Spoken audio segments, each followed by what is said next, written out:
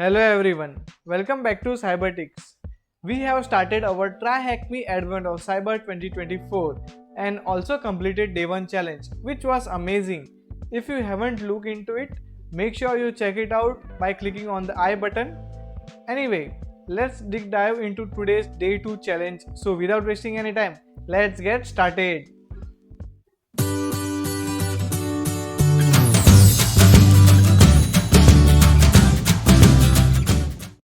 So let's start with our Day 2 task, that is the one man's false positive is another man's spot purity.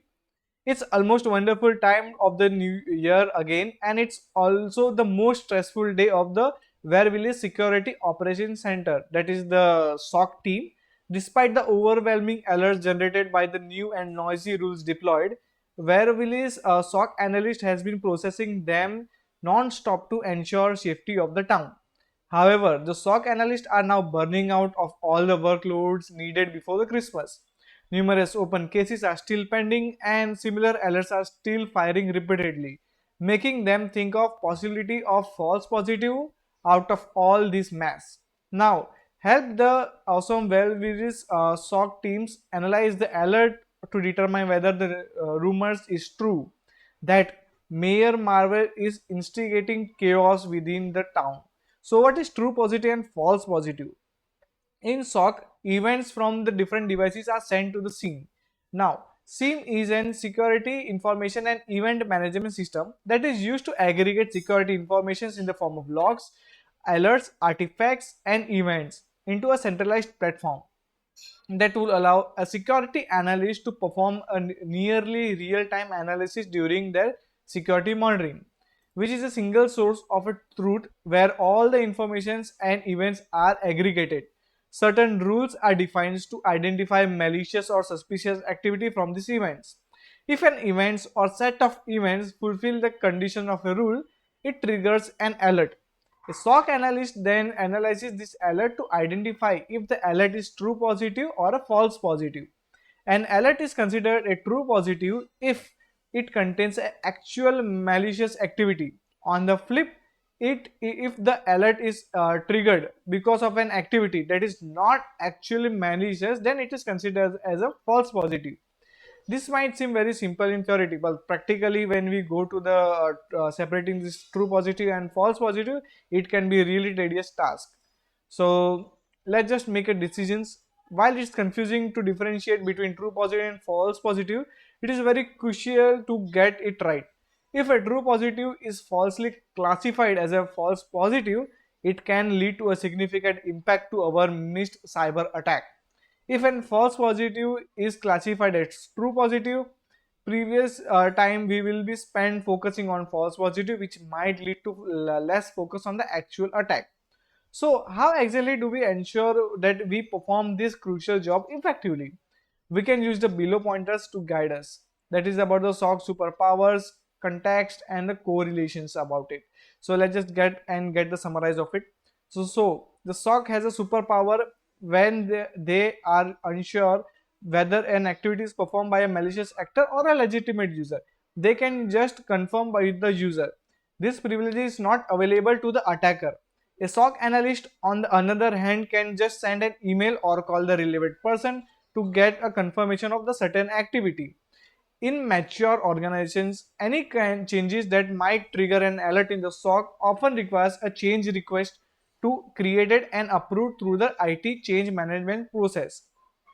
Depending on the process, the SOC team can ask the user to share change request details of the confirmation. Surely, if it is a legitimate and approved activity, it must have an approved change request, that is a CR. So, context. While it might seem like using a SOC superpower making things super easy, that is not always the case. There are cases which can act a kryptonite to the SOC superpower.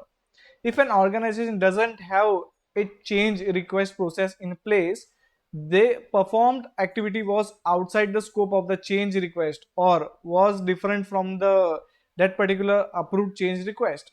The activity triggered an alert such as copying files or to certain locations, uploading files to some websites, or failed into logging systems. An insider threat perform an activity that is not authorized to perform, whether intentionally or unintentionally. A user perform a malicious activity via social engineering from a threat actors. In such scenarios, it is very important for SOC analysts to understand the context of the activity and make a judgment call based on their analysis skills and security knowledge. While doing it, the analyst can also look at the past behaviors of the users or a prevalence of a certain events or artifact throughout the organizations or a certain department. For example, if a certain user or a network team is using Wireshark, there is a chance that other users from the same team also use Wireshark. However, Wireshark seen as a machine belonging to someone from HR or finance should be rightful raise some eyebrows. Correlations. So when building the context, the analyst must correlate the different events to make stories or a timeline. Correlations entails using a past and future events to recreate the timely events. When performing correlations, it is important to note down certain important artifacts that can be used to connect the dot. These important artifacts can include IP addresses, machine names, user names, hashes, files paths, and etc. So we can with this all the helps we can bifurcate whether this particular logs is a true positive or a false positive. So let's just directly deep dive into our lab. So I have already started my machine, so let me just copy the link,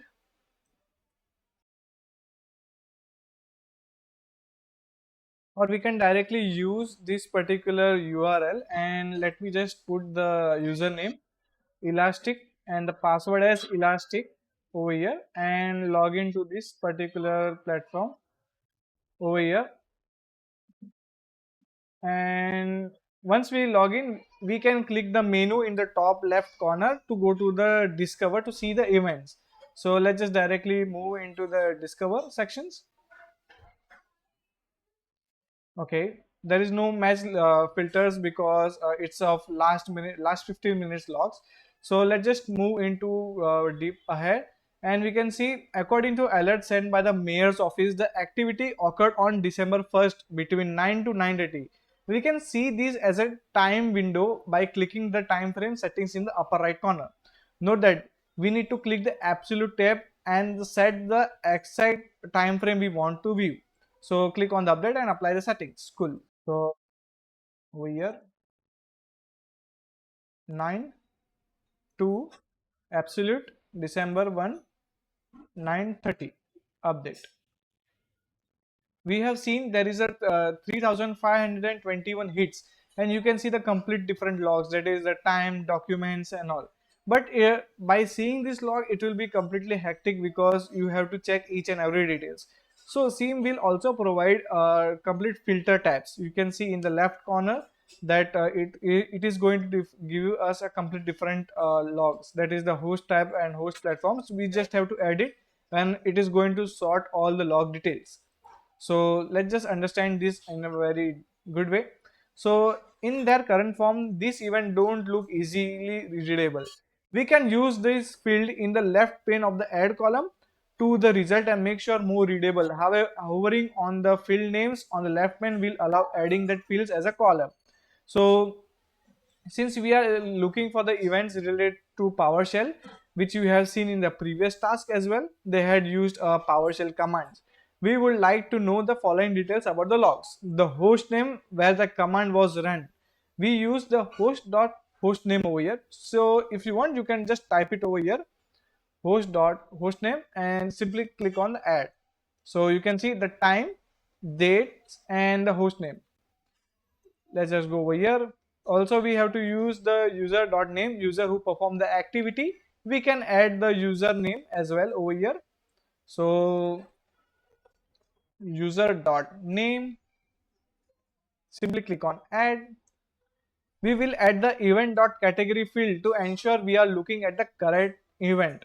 So event.category, click on add. You can see over here it is keep on adding on, so it's a good thing. To know the actual command run using PowerShell, we will add the process.command line field as well.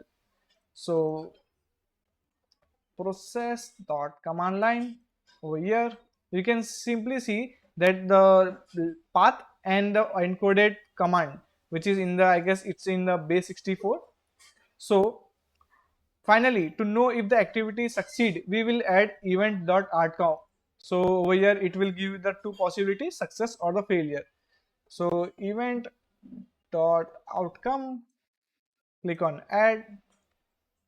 So now it's clearly, you can see the host name, that is the where host 10 username, where the service admin which is using the process, some of the authentications and process of the some of the command lines in the PowerShell, which is base 64 encoded, and it is giving a success response. Cool. Now we have done, and we are also analyzed this particular stuff. This activity is observed individually on each machine, and the time difference between the login and the PowerShell commands look very precise. Best practices dictate that name accounts are used for any kind of administrator activity, so that there is an accountability and attribution for each administrative activity performed. The usage of generic admin accounts here also seems suspicious. On asking, the analyst inform us that this account is used by two administrators who were not in the office when this activity occurred. Something is definitely not right. Are these some of the 𝗔𝙤𝙤𝙢𝙀 is Christians, Christmas is danger? So let's just also add the source IP as well. So over here, source.ip, you can see the source IP, and also after that you can implement the features, some of them, like if we wanted to filter some of the results like that, so which we are going to use above. So the source IP field is also available for the authentication events. We can filter out the process events to see if there is a pattern or not. To do that, we can hover it and we can see the event category also. So over here it is in the process, some of them is in the authentication which has been success from this IP. So we can see all the IPs is from 10.0.11.11. It means that it's a system IP, which is a true positive, that it means that it is not a vulnerable thing for now. So as a result, you can see the output of the renders which we have already seen. So let's just directly move to the filters thing over here. You can see we have to directly add the filters where the username is service admin and the source IP is 1. So let me just click on the over here. If you wanted to use this as a filter for the value, you can directly use as a service admin like that. It is going to highlight all the service admin, you can see. Similarly for the source IP over here, so you can see the hits is going to change. Previously it was 3557 kind of thing, but now the hits has become 2409. It means something is malicious over here. So over here also we can use a filter, that is the username, which is the service admin, event category is authentications. So let me just edit the filter. Source IP is not this.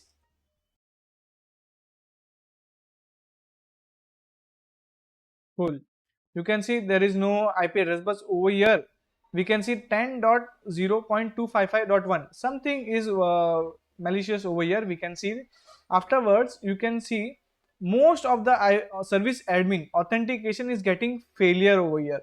But once after that, the authentication has become success, and after that, that particular service admin has run some of the commands over here. You can see, right? So let's just see and deep dive into more, which we have already done. Christmas is danger. The alarm has gone off and 𝑀axKiDi has been called to help take this incident further. The analyst has briefed 𝑀axKiDi about the incident. 𝑀axKiDi observed that nobody had actually looked at what PowerShell command contained. Since the command was encoded, it needs to be decoded by the 𝑀axKiDi change filters over here. So even we can directly use this code chef.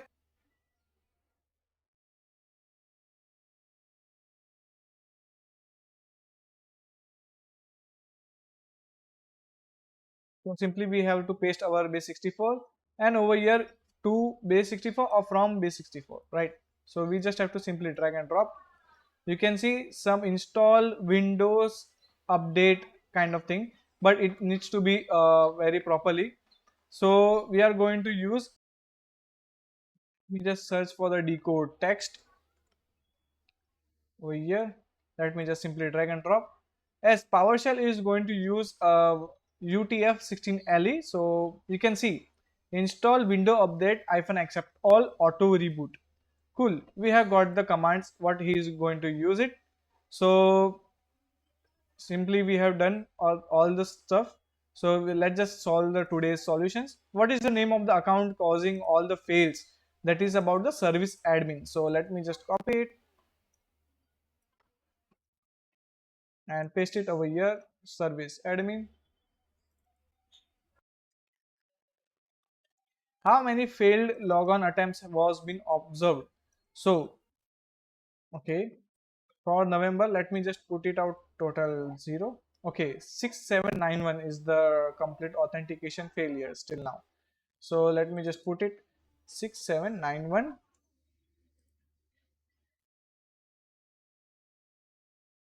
Cool.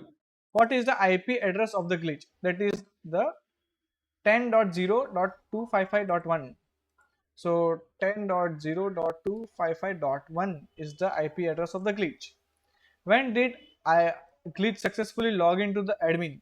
We have to give the month, day, years, hours and minutes and seconds as well. So user dot name, right? So user dot name is service underscore admin.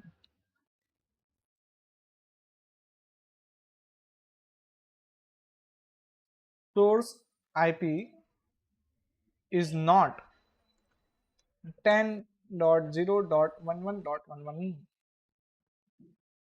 Click on save and we can see the complete success of that, but we have to go to the authentication one, which is the December 1. That is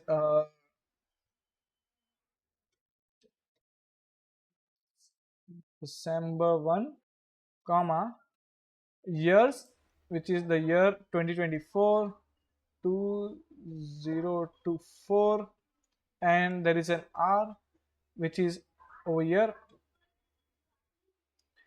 854/08:54:39 dot triple zero. Cool. What is a decoded command executed by the glitch to fix the system of the verifier? So this is the command which he has used, which was encoded into the base64, which we have decoded it. Cool. So we have solved the complete SOC and solutions of the SOC teams. That is about with the help of SIEM tool of Elastic. So I hope you understand the day 2 task of 𝙤𝙤𝙢𝙢𝙀 Advent of Cyber 2024, where we have used and understand what is SIEM and how to use Elastic platform for log analysis. If you have any kind of queries or doubt, feel free to ask in our Telegram community channel. Link will be given in the description so you can access it. Please like and subscribe to our YouTube channel, and I'll see you in the next another challenge. Till that time, goodbye and Jai Hind.